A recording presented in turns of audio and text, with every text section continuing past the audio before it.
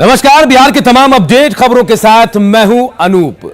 Bulletin में सबसे पहले बात पश्चिम बंगाल की, जहां चुनाव होने वाले हैं, लेकिन उसका कनेक्शन जो है बिहार से जुड़ा हुआ है, क्योंकि जो बिहार में दोस्त हैं वो कुछ 100 किलोमीटर के बाद विरोधी बन गए हैं।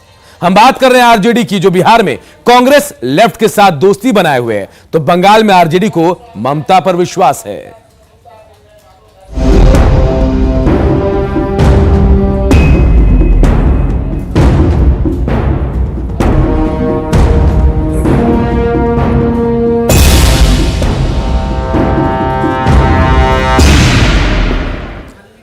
तो देखिए, बंगाल में ममता बनर्जी को आरजेडी का समर्थन मिल गया। तेजस्वी ने की ममता को समर्थन देने की घोषणा। सोमवार को तेजस्वी और ममता की मुलाकात हुई और दोनों नेताओं के बीच सियासी मंथन भी हुआ है। और मंथन के बाद तेजस्वी ने उम्मीदवार नहीं उतारने का ऐलान भी कर दिया। टीएमसी के विरोधी लेफ्ट और कांग्रेस बिहार में आरजेडी के साथ है, लेकिन बंगाल में उनकी लड़ाई लेफ्ट और कांग्रेस के साथ है।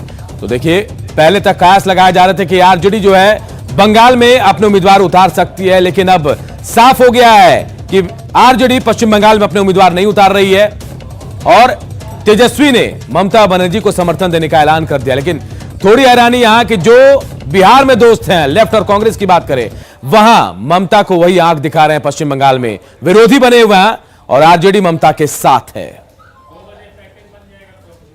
तो बिहार में हमारा लेफ्ट और कांग्रेस पार्टी के साथ गठबंधन है और जो लोकसभा का चुनाव हम लड़ते हैं वो कांग्रेस के साथ ही हमेशा लड़े हैं।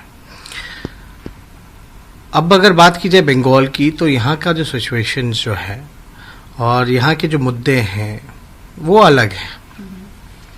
अलग अलग क्षेत्र, अलग अलग राज्यों की अलग अलग समस्याएं हैं।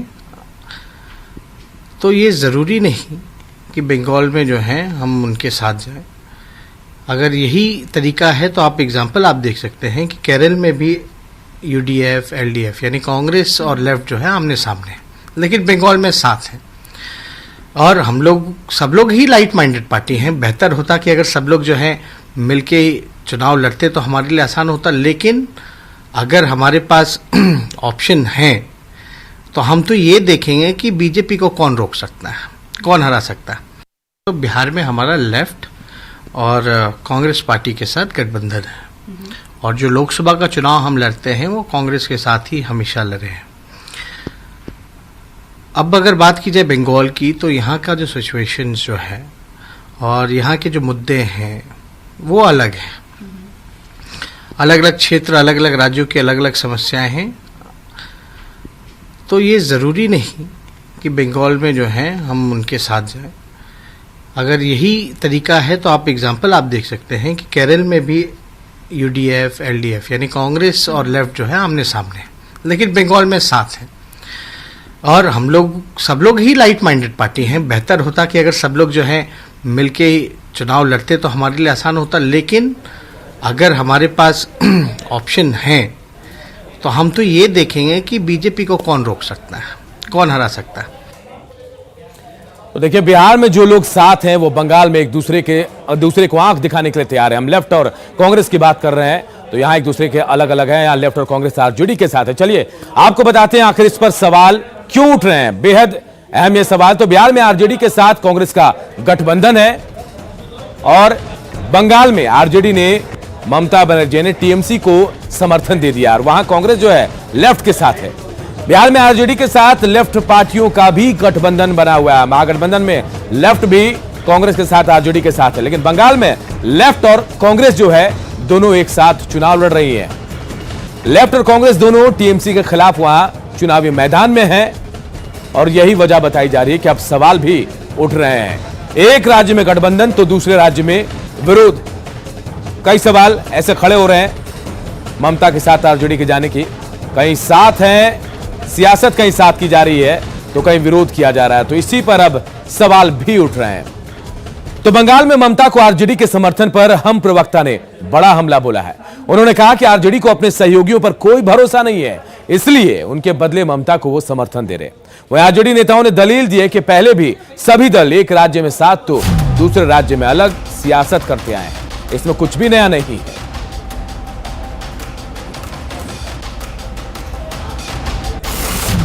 जनता दल के नेता ने ममता बनर्जी को समर्थन देकर यह बात साबित कर दिया कि कांग्रेस पार्टी और लेफ्ट पार्टी पर राष्ट्रीय जनता दल को किसी तरह का कोई भरोसा नहीं है, जिसका नतीजा है हम अनुरोध करते हैं कांग्रेस आला कमान से, लेफ्ट पार्टी के आला कमान से कि भाई साहब अगर आप लोगों को इज्जत बचानी है तो ऐसे दल को महागठबंधन से बाहर कीजिए जो आप पर देश में कहीं भरोसा नहीं करता है। खुद के गए थे बंगाल और असम चुनाव लड़ने, लेकिन वहाँ के जनता का मिजाज इन्होंने देख लिया तो ममता बनर्जी के सामने घुटना टेक दिए। जिस तरीके से कांग्रेस को पिछलग्गू बनाना चाहती है और दूसरे जगहों पर कांग्रेस के लिए एक प्रेशर ग्रुप बिल्डिंग राजनीति करना चाहती है ताकि यहाँ बिहार में उनकी बार्गेनिंग की पोजीशन बेहतर रहे, कांग्रेस को वो घुटने टेक कर राजनीति करने के लिए बिहार में बाध्य कर सकें। इससे किसी का कुछ भला नहीं होने वाला है। तेजस्वी यादव की दुकान जरूर चलेगी। तेजस्वी यादव की आइडियोलॉजी साफ है, वो नीतीश कुमार जी की तरह नहीं है कि देश भर में सेकुलर छवि बनाते हैं, अब बिहार में कम्युनल पार्टी के साथ रहते हैं। तेजस्वी जी ने ऐसा नहीं किया, बिहार में भी सेकुलर के साथ हैं और बंगाल में भी सेकुलर के साथ हैं। हमारे साथ हैं या नहीं ये मायने नहीं रखता। नीतीश कुमार जी की तरह प्रदेश में अलग अलग सिद्धांतों को वो अप्लाई नहीं करते हैं, एक सिद्धांत है। कभी बीजेपी भी जेडीयू अलग अलग लड़ती थी, झारखंड में सत्ता में साथ है लेकिन दूसरे राज्यों में तो उनका गठबंधन है नहीं। हम बिहार में कांग्रेस के साथ वामपंथी दलों के साथ हैं, लेकिन बाकी राज्यों की परिस्थितियां अलग हैं।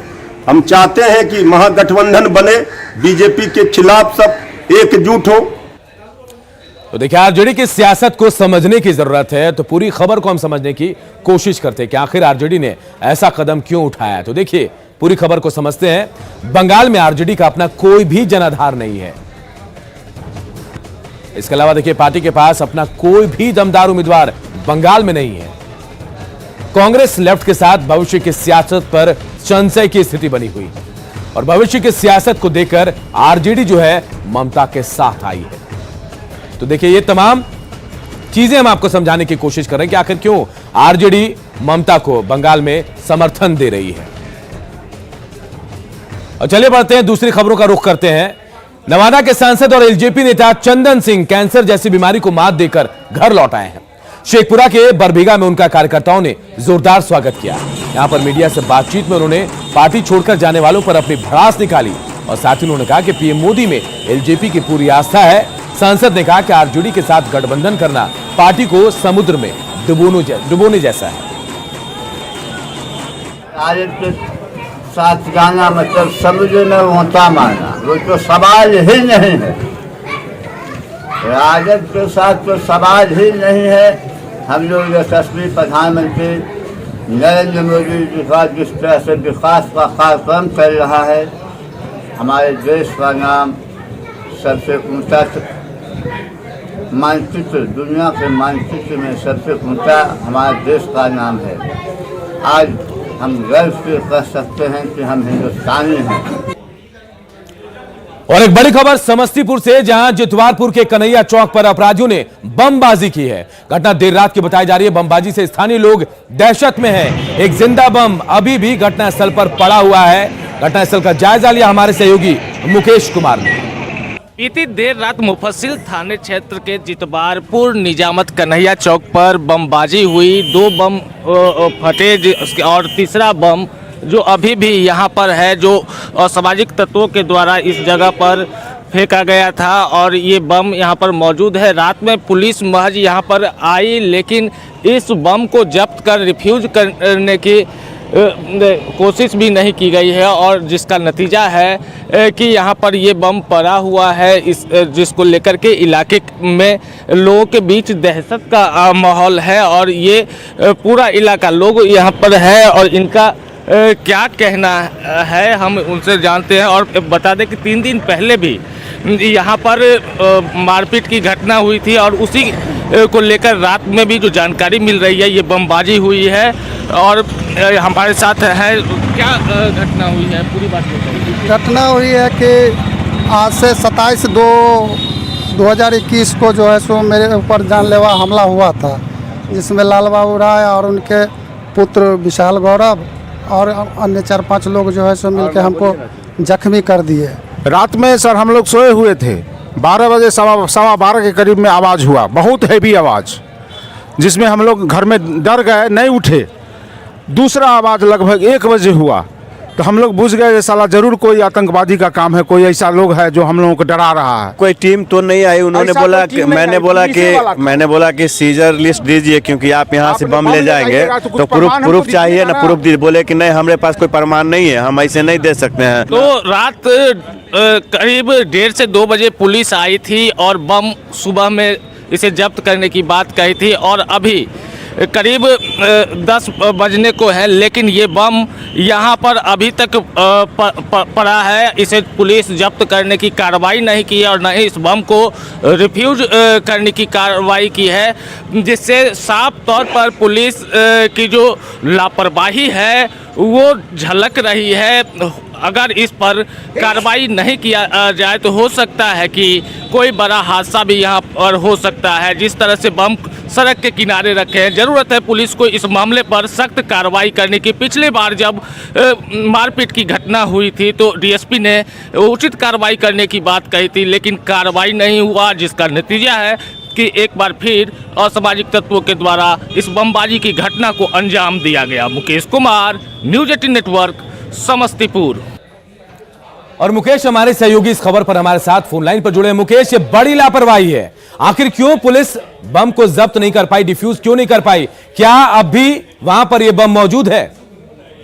जी, जिस जगह पे ये बमबाजी की घटना हुई है वहाँ पे अभी भी बम है और ग्रामीण वहाँ पे काफी संख्या में जुटे हैं और पुलिस का इंतजार कर रहे हैं। पुलिस रात में जब आई थी पुलिस की गश्ती टीम, तो उसके द्वारा ये कहा गया था कि सुबह में आएंगे और रात में बम को ले जाने का प्रयास किया गया था, लेकिन वहाँ पर सीजर मांगा गया था लोगों के द्वारा, जिसको सीजर बना करके दिया जाए, लेकिन उससे इनकार किया। फिर सुबह आने की बात कही गई थी, लेकिन अभी तक बम वैसे ही जो जिंदा बम है। अगर ऐसे में कोई बड़ा हादसा हो जाए, अगर कोई हादसा हो जाता है, कौन जिम्मेदार होगा?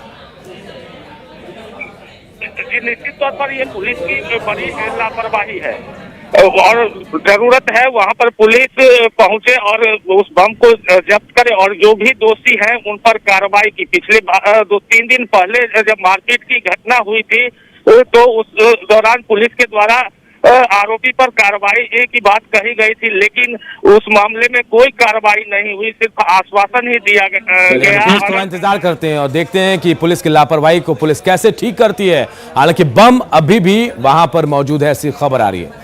बढ़ते आगे और बात करते हैं बड़ी सौगात की। तो आज बिहार को बड़ी सौगात मिलने जा रही है। 12 इलेक्ट्रिक बसों के अलावा 70 बसों को सीएम नीतीश कुमार आज हरी झंडी दिखाएंगे। ये सभी बसें हाईटेक होंगी। इलेक्ट्रिक बसों के शुरू होने से प्रदूषण पर कंट्रोल के साथ किफायती दरों पर यात्री सफर भी कर पाएंगे। वहीं 43 रूटों पर अन्य लग्जरी, डीलक्स और सेमी डीलक्स बसों का परिचालन भी होगा।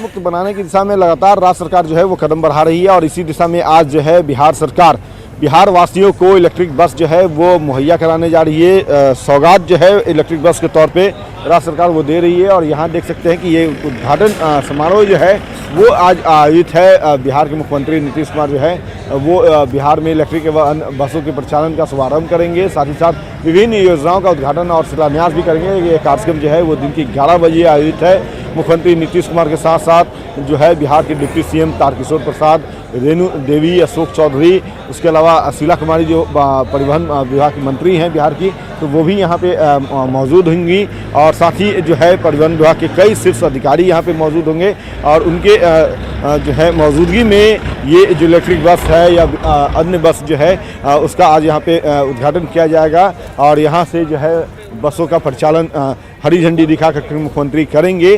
तो देख सकते हैं कि ये जो बसें हैं वो बिल्कुल अत्याधुनिक बसें हैं और तकरीबन 125 से जो है कि 1.25 करोड़ से 1.5 करोड़ के आसपास इस बस की जो है वो लागत है और बस में जो है अत्याधुनिक टेक्नोलॉजी जो है वो दी गई है और इस बस में सीसीटीवी कैमरे से लेकर के मोबाइल चार्जिंग से लेकर के जो लोग हैं, महिलाओं के लिए अलग सीट्स है रहेगी, पुरुष के लिए अलग सीट रहेगी, तो तमाम चीज़ें जो है वो इसमें बनाई गई है और सबसे बड़ी बात और सबसे सुखद बात कि ये बस जो है वो ना तो पेट्रोल से चलेगा ना ही डीजल से, ये बस जो चलेगा वो बैटरी से चलेगी, इलेक्ट्रिक बस है ये, और इससे जो है बिहार में बढ़ते प्रदूषण जो है उसमें नियंत्रण होगा। तो ये एक बेहतर शुरुआत जो है वो आज राज्य सरकार के द्वारा, मुख्यमंत्री नीतीश कुमार के द्वारा जो है वो हरी झंडी दिखा के शुरू की जाएगी। कैमरा पर्सन अजय के साथ अमित कुमार, न्यूज 18 पटना। परिवहन आयुक्त संजय अग्रवाल ने बताया कि जिस कंपनी से बसें ली गई हैं वो 7 साल तक इसकी देखरेख भी करने वाली है। बसेस ये ली हैं, ये ओपेक्स मॉडल है। ओपेक्स मॉडल माने जिस कंपनी से हमने बसेस ली उसको अगले 7 साल तक इसको इसी कंडीशन में मेंटेन करना है। इसमें कोई खराबी होगी तो वो रिस्पॉन्सिबल है, उसको ठीक करना है। सरकार उसके लिए कोई अतिरिक्त पैसा नहीं देगी। इसकी चार्जिंग की व्यवस्था उनको देखनी है, बैटरी की व्यवस्था उनको देखनी है, क्योंकि बैटरी इसमें एक ऐसी चीज़ है जिसको टाइम टू टाइम रिप्लेस करना है। तो हम लोग ने अशोक लेलैंड के साथ इसमें एक करार किया है और करार में ये बिल्कुल स्पष्ट है कि अगले 7 सालों तक उनको इसको मेंटेन करना है और इसी कंडीशन में रखना है। और ये सुबह 6 बजे से रात के 10 बजे तक बसेस चलनी है, इसलिए काफ़ी इसका रनिंग आवर्स भी काफ़ी ज़्यादा है। तो इसके हिसाब से इसकी लगातार मेंटेनेंस करने के लिए हम लोग 2-3 बसें स्पेयर में भी रखेंगे।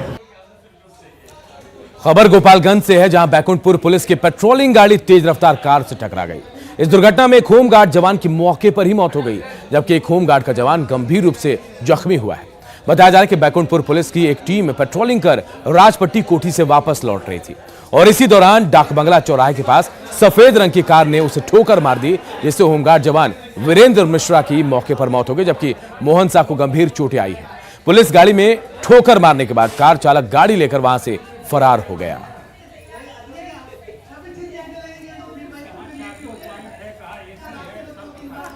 लखीसराय में अवैध शराब माफियाओं में उत्पाद विभाग की कार्रवाई के बाद हड़कंप मचा है। रेहुआ रोड में बंद पड़े एक मकान से भारी मात्रा में विदेशी शराब की खेप के साथ रैपर, कार्टून और केमिकल बरामद किए गए। इसके अलावा दरियापुर गांव में खेत में जमीन के अंदर से शराब की बड़ी खेप को जब्त की गई।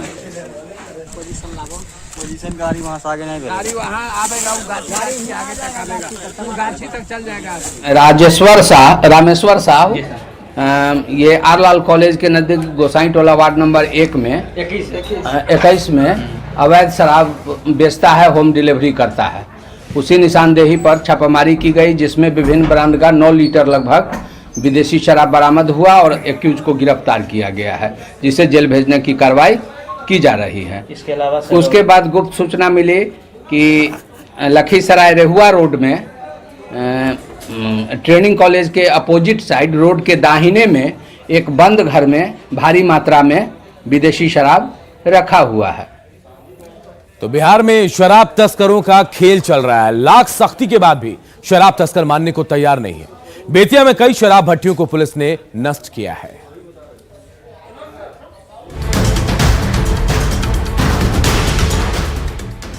देसी दारू का ठिकाना देखिए।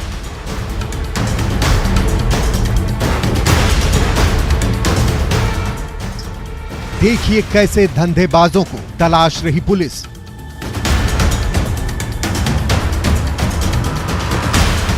ये उस बिहार की तस्वीर है जहां देसी या विदेशी शराब पीना, पिलाना, बनाना और बेचना कानूनन अपराध है। उसके बावजूद भी प्रदेश के हर जिले में शराब का धंधा धड़ल्ले से चल रहा है,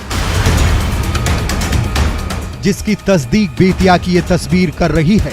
देखिए गांव के बीचों बीच कैसे देसी दारू बनाने का काम चल रहा है, वो भी बड़े पैमाने पर। पुलिस इससे पहले तक बेखबर थी। जब भनक लगी तो पुलिस और उत्पाद विभाग की टीम ने कई जगहों पर छापेमारी की, जहां से 60 लीटर तैयार शराब बरामद हुआ है। एक ट्रक शराब बनाने का सामान बरामद हुआ है, जबकि 8 गैस भट्टी को उत्पाद विभाग की टीम ने ध्वस्त किया है। इतना ही नहीं, मौके पर टीम ने 2000 लीटर अर्धनिर्मित शराब को भी नष्ट किया है। टीम ने सबसे पहले मुफस्सिल थाना क्षेत्र के चेक पोस्ट धांगड़ टोली में छापेमारी की, 8 गैस भट्टियों को नष्ट किया।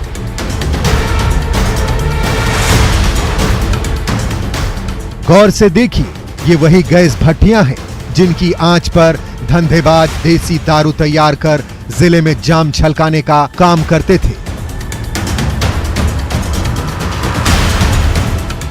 लेकिन पुलिस और उत्पाद विभाग की धमक सुनते ही सब 9-2-11 हो गए। मुफस्सिल थाना के ही धांगड़ टोली में भी टीम ने छापेमारी की। वहां से भी भारी मात्रा में शराब और शराब बनाने का सामान मिला, जो पुलिस और उत्पाद विभाग की सख्ती पर सवाल खड़े कर रहा है। ये शराबबंदी वाले बिहार की तस्वीर है, जहां नाला से लेकर नदी और जंगल से लेकर खेत तक में शराब का धंधा धड़ल्ले से चल रहा है। Praful Kumar, news 18 Bettiah. Muzaffarpur smart city project को बड़ा झटका लगा। स्मार्ट सिटी योजना के तहत शहर को जल जमाव से मुक्ति दिलाने के लिए बनाए जा रहे वाटर ट्रीटमेंट प्लांट का निर्माण काम ठप हो गया है। मुजफ्फरपुर में बरसात में भीषण जल जमाव होता है और इसे देखते हुए मुसहरी प्रखंड के पास सीवरेज ट्रीटमेंट प्लांट बनाया जा रहा था, जहां शहर के पानी को पाइपलाइन से ले जाकर साफ किया जाता और फिर उस पानी को किसानों को उपलब्ध कराया जाता। इस तरीके से शहर को जल जमाव से निजात मिलती, तो वहीं किसानों को खेती के लिए पानी में मदद भी मिलती।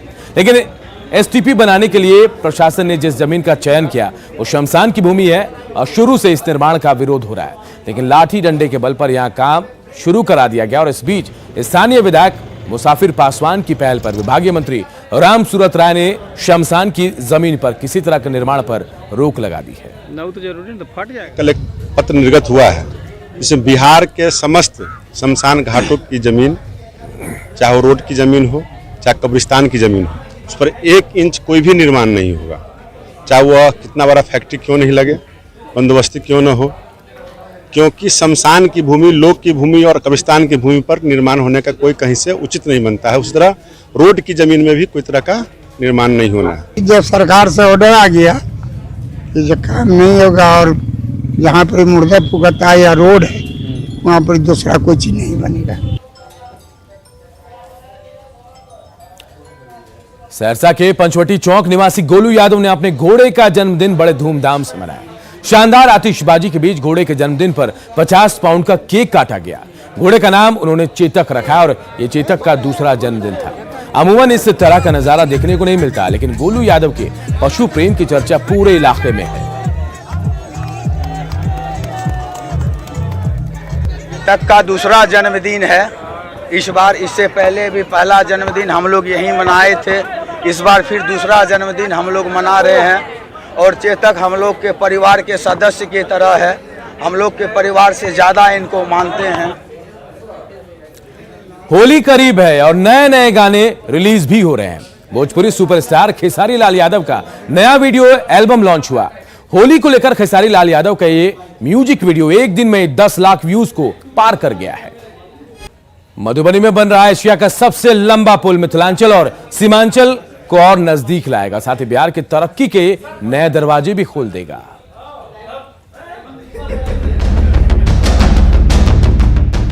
मधुबनी के भेजा घाट से सुपौल के बकौर घाट के बीच जब कोसी नदी पर एशिया का सबसे लंबा पुल बनकर खड़ा हो जाएगा, तो मिथिलांचल से सीमांचल के बीच आवाजाही और आसान हो जाएगी। भारतमाला प्रोजेक्ट के तहत national highway authority of India की देखरेख में इस प्रोजेक्ट का काम तेजी से चल रहा है। 12 किलोमीटर लंबे इस पुल के निर्माण पर 1300 करोड़ रुपए से भी ज्यादा की लागत आने की उम्मीद है, जिसे जल्द से जल्द पूरा करने के लिए मजदूरों और इंजीनियरों की टीम दिन रात मेहनत करने में जुटी हुई है। अभी हम लोग अगर जाना चाहते हैं तो यहाँ से अन्य संतावन निर्मली भपटियाई होते हुए जाते थे, और अभी जैसे यहाँ से हम लोग जाना चाहेंगे तो सीधे 9 किलोमीटर में सुपौल जाएंगे। अभी 75 किलोमीटर दूरी तय करके हम लोग सुपौल जाते हैं। मिथिलांचल के ग्रामीणों को सीमांचल का सफर करने के लिए अब तक 90 किलोमीटर से ज्यादा दूरी तय करनी पड़ती थी, लेकिन जब उम्मीदों का ये पुल बनकर तैयार हो जाएगा और इस पर तेज रफ्तार से गाड़ियां दौड़ने लगेंगी, तो मिथिलांचल से सीमांचल का 90 किलोमीटर लंबा सफर महज 10 किलोमीटर में सिमट कर रह जाएगा। कनेक्टिविटी है मधुबनी का और इसका सुपौल का है, और ये दूरी कम पड़ता है NHA से। वो NHA से 110 किलोमीटर है, इधर ये अपना NHA से इस दूर जाने से आपको कम से कम 80 किलोमीटर का डिफरेंस आएगा। वो दिन दूर नहीं जब सालों से बाढ़ की विभीषिका से जूझ रहे मिथिलांचल और सीमांचल की तस्वीर बदलेगी और यहाँ के बाशिंदे भी एशिया के सबसे लंबे पुल से होते हुए विकास के रास्ते पर सरपट दौड़ सकेंगे। अमित रंजन, न्यूज़ 18 मधुबनी।